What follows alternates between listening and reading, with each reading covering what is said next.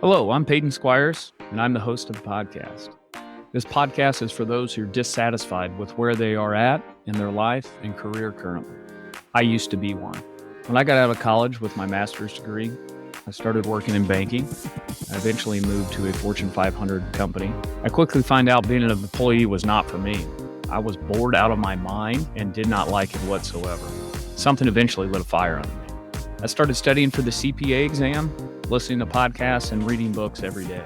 By doing that, I had passed all 4 parts of the CPA exam in 8 months and quit my job. I opened up my own tax firm, having never been paid to do someone's taxes before. That was in 2014.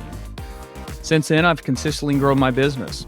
Had a lot of success in other business ventures, including real estate, property management, among other things.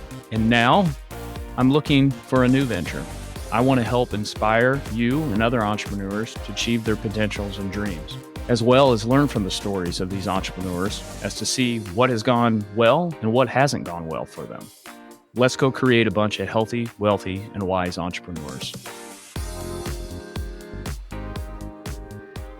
Good morning, guys. Today I want to talk about scarcity mindset, especially around money, and kind of my journey as I've kind of gone through the process of where I've started and my relationship with money and how I've grown in those areas. So I grew up in a single mom household. So my dad, while he was around, he was kind of in and out a lot and really didn't necessarily could rely on him for support. We certainly weren't like destitute or crazy poor or, starving or anything like that. My perception as a kid was that, we certainly probably had less than others. We didn't deal with any real lack of money problems. The vast majority, tons of people had way worse experiences than I did. But it was still real to me, right? I still could feel like we had less than others. And as a kid, I can clearly remember my mom losing her job at one point and her and my grandma having a conversation of, how are the bills? And, I don't know how old I was then, probably 10, 12 years old or something. But that memory stuck in my brain really hard, right?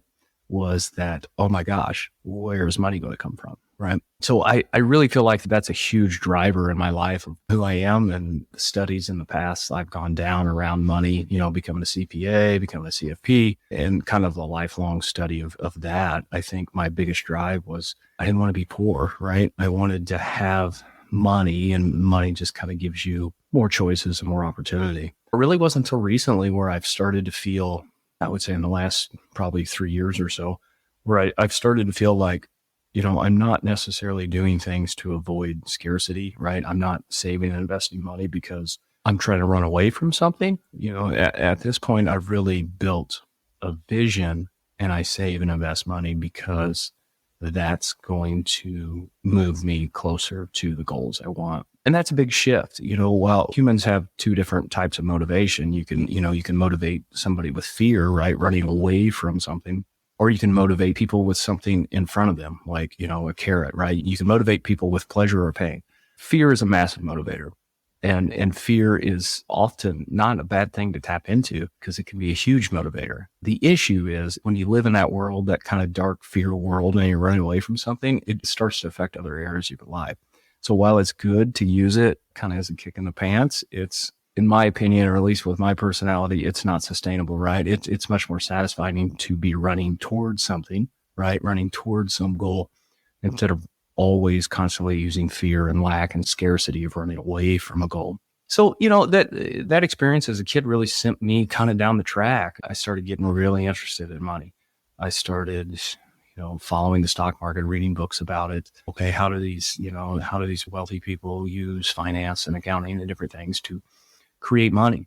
And so I've really never stopped then. I was about 18 years old at that point, and it's kind of been an obsession ever since. But that's always been a lifelong passion. And it's led to a certain level of success. I'm not finished, and I don't know that I ever will be, but I think fear is a great beginning motivator, right? But to really take it to those next levels, you got to start running towards something, right? You got to start running towards a goal, because once you hit a certain level, the fear starts to subside a little bit, right? My biggest fear was to, not have money. And, once you start working up certain levels of the ladder, that fear becomes less and less real because it is less and less real. So you got to constantly be finding that next motivation level. Otherwise, you're going to plateau. And if you're okay at the level you're at, you're totally fine with that. There's nothing wrong with that. But if you want to go to the next level, changes have to be made, and you got to find that next motivation. And it's really cool to, when you start going down this route of vision casting and finding different goals in your life, it's really cool if you write those down and you go through life and you start to accomplish some of those things. It's really cool to go back and look at those things. I have notes and different journals around that have kind of my goals, and I'm not the best at writing out goals. I need to get better. But the few times I have, or the handful of times I have, it's really cool to go back and look at what those goals were 5 years ago. And it never ceases to amaze me how small those goals were compared to where I am now. Meaning I set too low of goals because I want to be reasonable and only go after things that I think I'm capable of, which is obviously a huge limiting factor. You really don't know enough about yourself to know what you are capable of. So almost all of us think entirely too small about what we can do. And that is the biggest governor, the limiter of our potential.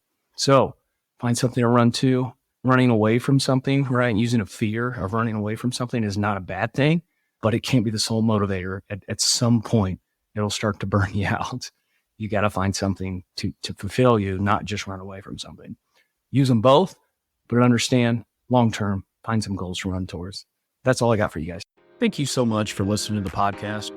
If you found it valuable, please rate, review, and share it. That is the best way to help us build this and reach more people, as we're trying to accomplish our goal of help creating more healthy, wealthy, and wise entrepreneurs. You can follow us on social media by searching for me, Peyton Squires, or going to PeytonSquires.com. On the website and social media, we're always sharing tips of personal growth, and there we can actually interact. I'm looking forward to it. Thanks, guys.